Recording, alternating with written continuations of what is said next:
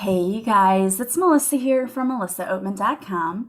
Welcome to another episode of Awaken Your Inner Awesomeness. I am so delighted you're here with us today. Today, I have a very special guest. We have with us Miss Ann Hince. She is the author of the book, A Pathway to Insight. She is a spiritual teacher and coach and also a speaker, and she's here today to talk to us about how she was able to move past trauma and heal herself using many different tools. And now she's helping other people to do the same. So I cannot wait to talk to her today and jump in and find out how she was able to heal herself and still work on that healing. But before we get started today, we do have a message from our sponsor.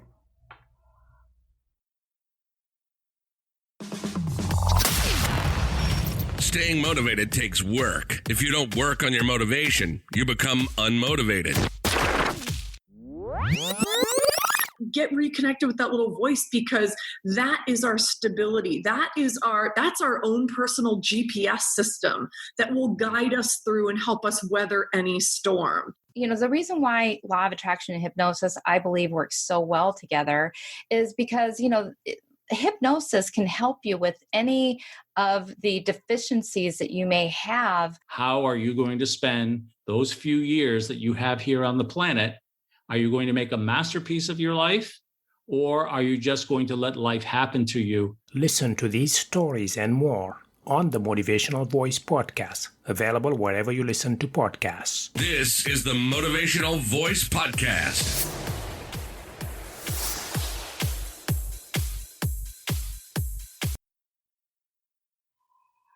All right. Well, I am so glad you're here with us, and I am so glad that you are here with us today too, Anne. Thank you so much for being here. Thank you for having me, Melissa. I'm looking forward to this. Yes, I'm looking forward to it too, because we have a lot in common. We both kind of have experienced some trauma in our lives, and that is really what led to what I would call, for me at least, my spiritual awakening. And I think you kind of have, when we were talking earlier, mentioned that same thing for you, like all of the things that have happened to you in your past have led you to your path and where you are now. So I would love it if you could just kind of tell us a little bit about yourself and how what happened to you in the past led you to where you are now. Okay, yes, it's quite a good story, quite a long story. I had a lot of trauma in childhood, and I know a lot of us do. It wasn't necessarily worse than other people's, but it was trauma. And I was actually born with my right foot up against my right shin. So the first 6 weeks of life, I had physical therapy to release that. And then I was handed over for adoption at 6 weeks into a family that had just suffered a trauma, because they had adopted a little boy who was then 2, and then they adopted another little girl, and they had her for 6 months, and then the birth mother changed her mind. So they had to give this little girl back to her birth mother, and I was the replacement into the family for that. So obviously I wouldn't have been as necessarily accepted right away, because they were concerned that my birth mother would do the same thing. So there wasn't a lot of attachment there. And then at 6 months old, we started to move around the world. We moved to Barbados first, then to Sierra Leone in West Africa when I was about 2, and we had a house fire there. And I was the one who woke up one morning and saw the flames coming into the room. Wow. So that was a trauma. And then we moved to Hong Kong. And while we were there, I was sent to a boarding school in England, which is a long way away from Hong Kong. Right. And it was my brother's boarding school. So it was a boys' boarding school. So I was the first girl boarder at a boys' boarding school. And my teeth were really bad at that age.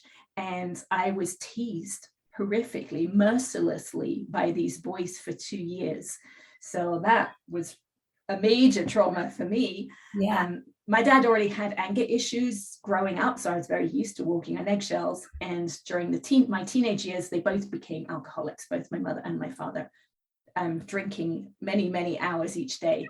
And so, that started to live in me. And then when I was 19, I woke up one morning and found my mother dead on the bathroom floor.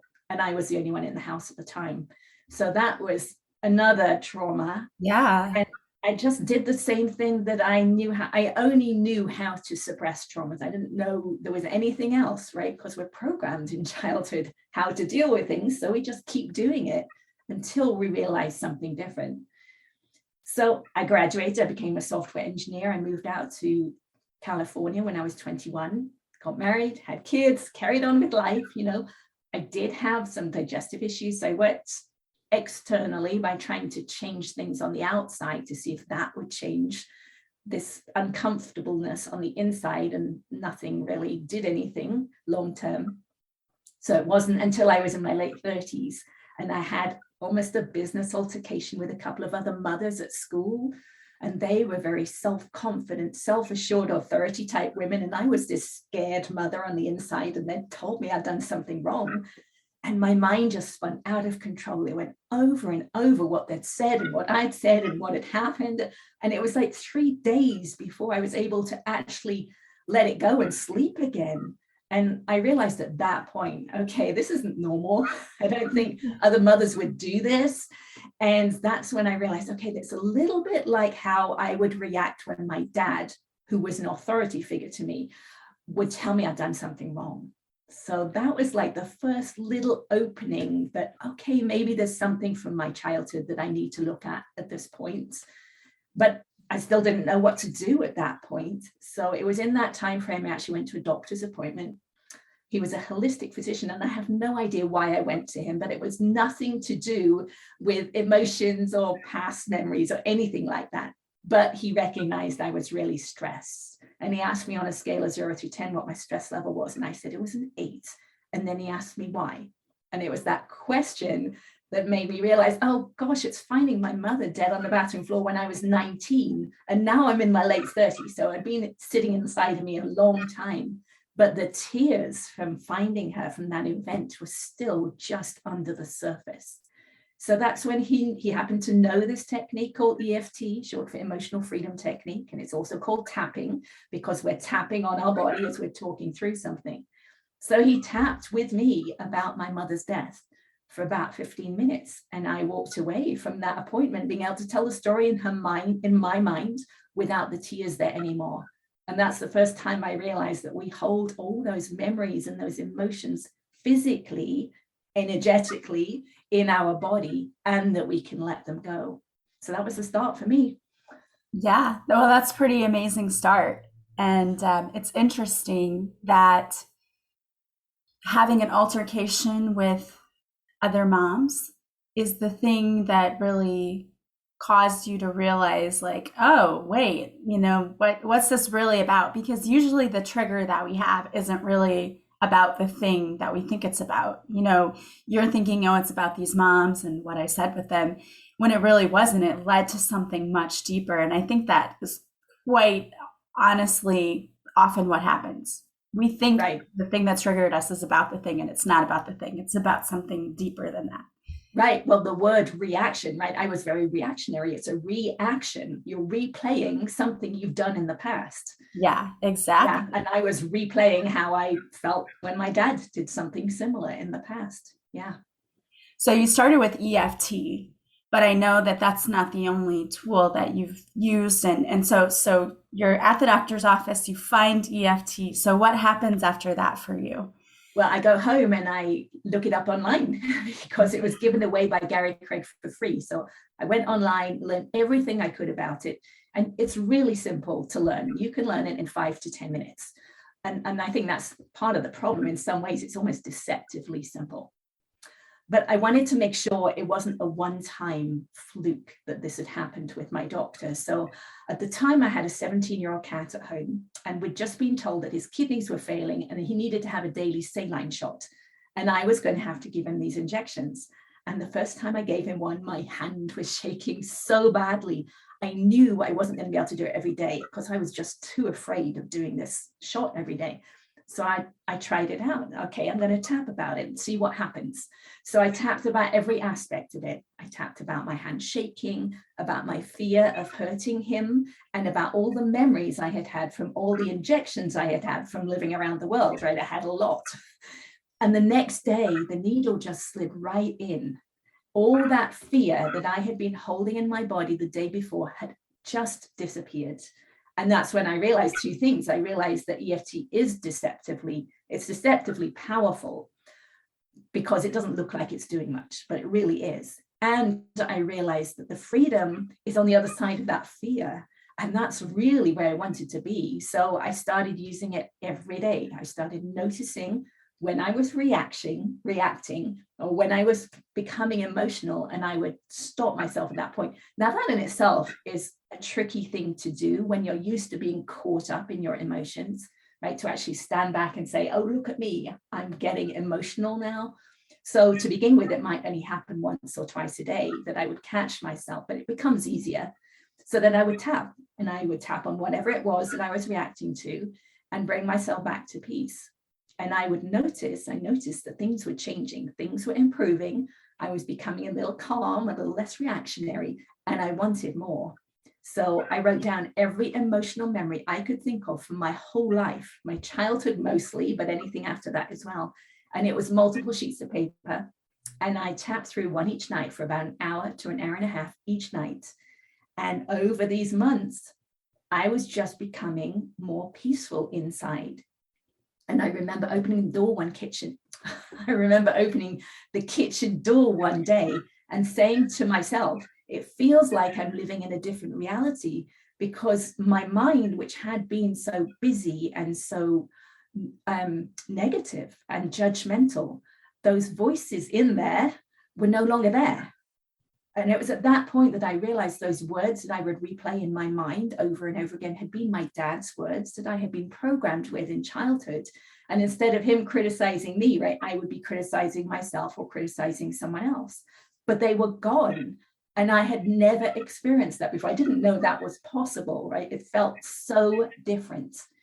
So that was like the first step on my journey. But I realized what EFT is doing is it's opening up the subconscious mind. And as that happens, our awareness expands. So we use that word a lot. We use the word awareness in the spiritual community, but I didn't understand at the time what it meant. I do now. And we just become more aware of ourselves at a deeper and deeper level. So I became aware of my emotions during the day. But then underneath that, as I kept going, I became aware of the physical sensations underneath the emotions, which, you know, if you listening to this, you may not even believe that's possible, because I know I didn't, because I didn't have that awareness. But it is possible because I've done it. And I think a lot of empaths may be aware at this deeper level. They already can feel like sadness. They can feel where they're holding it in their body, or anger. They can feel where they're holding that tension inside. So I started to become aware of that. And when I became aware of that, I didn't feel like I needed EFT as much. I just wanted to feel those feelings, those sensations, and allow them to be. And I call it feeling your feelings, right? It sounds like it's so simple. Yeah. And it should be, but if you're used to suppressing these feelings for decades, they don't know how to be felt. They like to hide, right? They hide inside of us, those feelings. So I had to teach myself how to do that. And what I realized is I would notice when I was thinking a thought that was, for me, it was normally a fearful thought. And I would find that fear inside of me. And for me, it would be in my solar plexus. And I would focus on that feeling. But if I moved, or if I took a breath, I would lose it. I couldn't find it again. So I actually had to stop myself, hold myself like a statue, and stop breathing at that point where I could feel that fear. And I would just talk to it. I would actually talk to it. It's okay, I can feel this fear. I can feel you in my solar plexus there. I just want to allow you to be felt. I just want to feel you. So I'm using the words to keep my focus on that feeling. And at some point, I'd need to take a deep breath, and I would feel a release of that fear. So then I would think the same thought again, the fearful thought, feel the fear, hold my attention on it, and then I'd feel another release. And I would keep doing it over and over again with the same thought until the feeling was no longer there. The emotion was no longer attached to that thought, at which point that thought is free. It no longer has those attachments to the body. So that was kind of the second step on my journey, is doing this work. Yeah, that's really important too, because as you said, most of us are more used to suppressing the feelings that we have rather than wanting to feel them. And you can suppress them many different ways. A lot of people will use substances, or, they just stay so busy. that they don't have to sit with their mind or sit with the fear, sit with whatever it is that they're feeling. We tend to run from it instead of facing it and saying, what is this? And I think it's really important to do that you sit and you feel it and you release it, because otherwise it kind of shows up in other areas of your life where you become, again, reactionary instead of being able to process what's actually happening. Yeah, I think of us like a signal. I use the law of attraction, not in terms of manifestation, but in terms of everyday life. I think of the whole of us as a signal, that we're emitting this signal and we're attracting back into our future based on this signal. So if we're holding this tension inside, or these things that we haven't forgiven in the past, or memories that we have emotions around, we're actually holding it in our body, and it's part of our signal, and it's attracting similar things into our future. Yeah. So the way to change that is to change our signal right now. And that's what EFT is doing. We're bringing the memory into our body right now. We're bringing it back up and we're feeling it, and we're allowing that release. And then that changes our signal. So we're attracting different things back into our life. So to me, I would ask myself during the day, how am I feeling right now? Especially when I'm reacting to something, how am I feeling? And do I want to feel this way again in the future? And normally the answer was no. So at that point, right, I want to change my signal right now so that I'm emitting a different signal and changing my future. Yeah, absolutely. I totally agree with you 100%. And I think that what you say about the law of attraction is true too, because when we focus on the fear, and it's usually about our lack of something, or that we're not going to be taken care of, we're not going to have this, we're not going to have that, and we focus on that, we tend to call more of those experiences into our lives, where if we can deal with that fear ahead of time, get ahead of it, and actually understand like where it's coming from. And I like what you were saying, that you talk to your fears. I love that. It's like, I think, I forget what card deck it is, but I have a deck where one of the cards is invite your fears to tea. And I love that, because it's like, it's true. If you get to know your fears and you work with them and you know what they are, you can release more of it and understand what might trigger you in the future. So you can work on releasing those things, so that when something does happen, you don't have to be reactionary. You might at first have that instinctive, like, oh, here we go again. But if you can catch it immediately and say, oh, you know what, this is just that one fear that I'm still dealing with and I'm still trying to let go, but I know that everything's really going to be okay. And there's no need for me to panic or to worry or to be reactionary. But it does involve really getting to know yourself and what your fears are. Right. And what I've realized over time with the 3 different big steps that I went through, it's when we fully accept whatever it is we're thinking or feeling. Once we fully accept that and relax into it, that's when the shift happens. So we're not trying to change it, right? We're not trying to do anything with it. We're just trying to accept it. Okay, that's what I'm feeling right now. I'm feeling hatred, or I'm feeling anger, or I'm feeling sadness, and that's okay. That's when the shift happens. So I kept going once I knew how to feel my feelings. At night, then, instead of doing the tapping, I would lay on the sofa and I would bring collective traumas to mind, because we all have our own personal experience of collective traumas. So I would think about something like 9/11, go through all those images and those memories in my mind and bring the feelings up in my body, and just allow those sensations to be felt. And they would shift, they would release, and I would do it over and over again. So as the nights went by, it got easier to do. I didn't fall asleep as quickly as I did at the beginning. Yeah. But I was actually very present. It was really something that brought me very present in the moment. And over time, I actually got to the place where I could feel or keep my awareness inside my body after the tension had released, which was really weird. I'd never heard of it before. I didn't know what I was doing. And the only way I can kind of explain this is, imagine you have a toothache or a stomach ache. You can pinpoint where in your body that pain is coming from.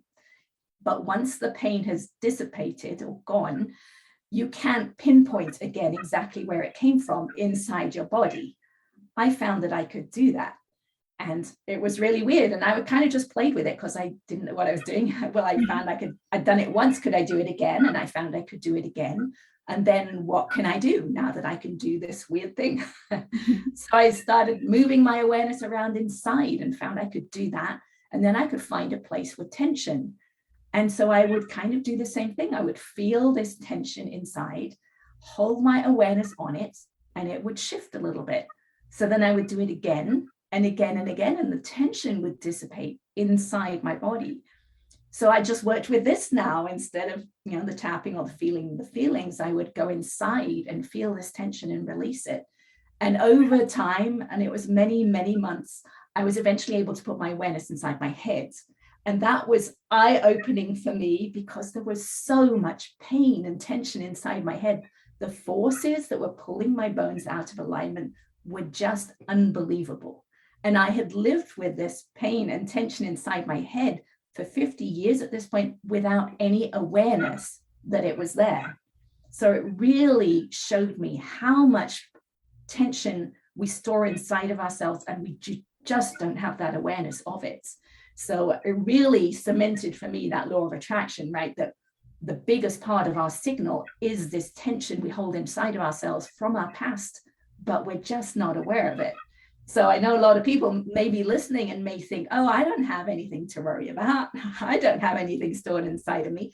Well, you might well, but you're just not aware of it, because I was not aware of this pain and tension. But now I had a tool. So I would just focus on it, let it shift, focus on it, let it shift over and over again until it had dissipated. And at some point, I actually heard and felt something release, because now I'm near my ears, right? I'm actually in my head. And it felt and sounded like old fabric ripping. And I looked it up. I did some research at this point, and I realized it's the connective tissue. It's adhesions in the connective tissue that is releasing because I've released tension. So I just kept doing this over and over again. And eventually I get to the place where I could actually feel my bones relax into what I now know is a more aligned position. But at the time, it just felt like deep relaxation. It felt really good. And so I have these x-rays that I took last year, or had taken last year compared to 2013, and can actually see that the bones have shifted. My eye sockets have aligned. My jaw was way off to the side and it's now more centered. And my neck was really very bent from scoliosis. I think from being born with my foot up against my shin. My whole body's been twisting, so it's untwisting. And I've grown half an inch as a 55-year-old because of this deep inner release of tension. Wow, that is incredible. So you actually saw not only an emotional reaction to this, but a physical one where you can actually see this in your body, that everything is relaxing enough that you're more into alignment with your bones and your spine and all of that to cause you to grow. It's made me realize that it's all connected, right? Even with EFT, when we're working with words and memories, right? I believe even with the EFT, the tapping part, we are actually releasing tension physically in the body. We just don't have that awareness at that point, right? But as our awareness expands, we become aware that we are actually releasing at a physical level. So it's shown me that it's all connected. Yeah, that's incredible. I need to do that. I could grow a few inches. I could stand that. 5'15" girl. So no, that's incredible. But we don't think about that. We really don't. But I truly am a believer that when we hold tension in our body, when we hold on to those emotions, that it does make us physically sick. So that absolutely makes sense, that it's all connected, and that in being able to release all of those things and to be more, it just sounds like you're more comfortable in who you are and able to be at peace with everything. And I think that that's the thing we struggle with the most, is because if, we're all on this path that we want to heal trauma and let it go and to be better, but we're human. And so when a trigger comes up and we don't react the way that we thought we should, we beat ourselves up. And I think it would be wonderful just to have that awareness or feeling that it's okay to be who I am, and I'm working on it, and to kind of be at peace internally with everything going on. And going back to where you talked about facing your fears and knowing them and getting comfortable with them and acknowledging them. I think for most people, we want to run from all of that instead of getting to know who we are. And we feel like we should be in a more, I think, I don't know, higher elevated state, that we shouldn't feel those emotions, or we shouldn't do this, or we shouldn't do that. And I don't think that's the case at all. I think we're human. I think we're going to, but it's learning how, as you have done, learning how to sit with it, acknowledge it, and be okay with it, so that you can say to yourself, okay, why am I feeling this way? What's happening? What's happening in my body? Where am I feeling it in my body? Why is this happening? That allows you to be able to release more and more of that tension, which is where you're talking about your body then becoming more relaxed and going into alignment. I think a lot of people would probably experience more physical freedom, if that makes sense. Because I know that a lot of people hold their tension, like I do personally. If I've had a particularly stressful day, I'll start to get a pain back here, like in my back, and it just shows up. Normally it's not there, but if it's been a particularly stressful time, I notice that pain pops up.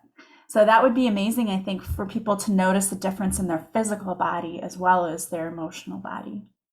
Yeah, well, my goal was always inner peace. That was my goal all along. So the physical changes were a nice consequence of inner peace, right? Because it's all connected. Exactly. We hold that tension inside, and that tension pulls us out of alignment, and then we feel uncomfortable.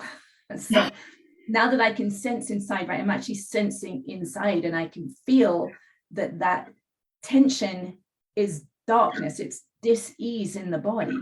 And once we find that and let it go, then we're releasing dis-ease, right? We're letting the dis-ease go, and we're becoming more comfortable and more at ease. And the lightness, the brightness, the light is already there underneath the darkness.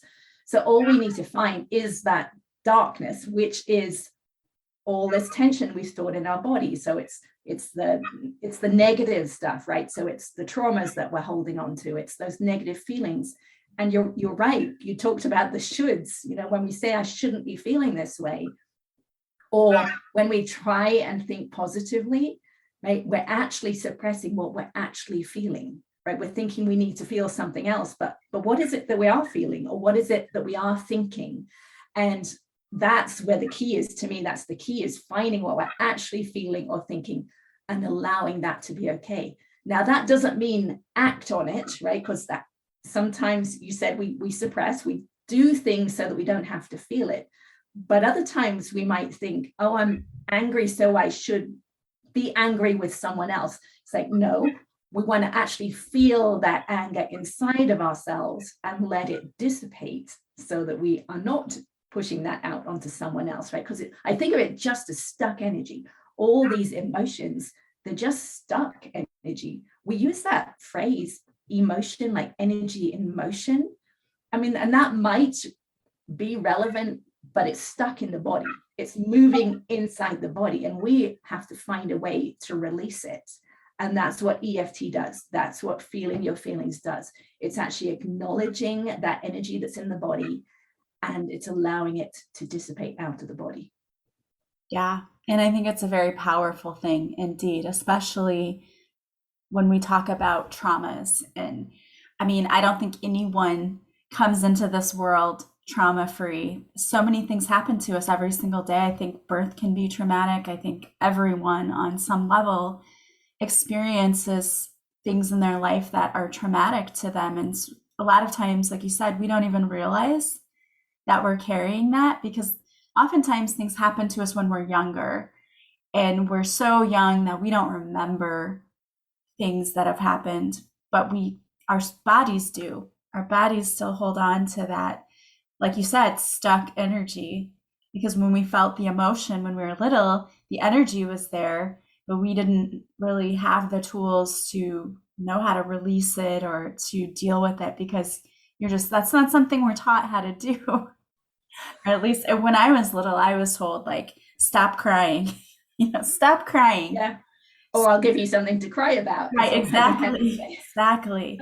Yes. So we get that signal that we shouldn't be feeling what we're feeling. Like, you need to stop. Like, it's not okay to cry. You don't have a good enough, like, you have to have a good enough reason to cry. So for many people, we carry that stuck emotion with us all the time. Or when we start to feel something, we instinctively stop ourselves because we get that signal of stop crying, or I'll give you something to cry about. Right.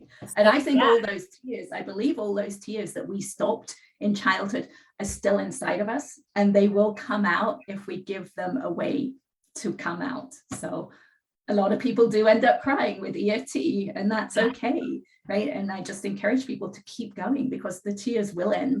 They will come out and they will be done.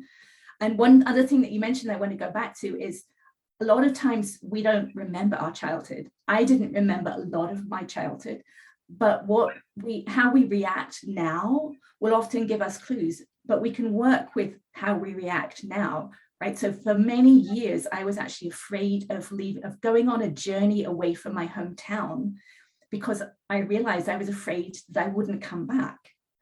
And, so that's what I worked with. I worked with that was happening now. And as I did the tapping on it, I became aware that that is from being given away when I was 6 weeks old, because I was taken away from everything I knew and I never came back again. So I didn't obviously have that memory. I was 6 weeks old at the time, but I could work with what was happening now. And that memory or that understanding came as I did the tapping. Yeah. Wow. And that's, incredible to think about, but a lot of people probably have similar stories, and that things happen to them in their childhood that they don't really remember, but the stuck emotions are still there because if you don't remember it, you don't know to process it.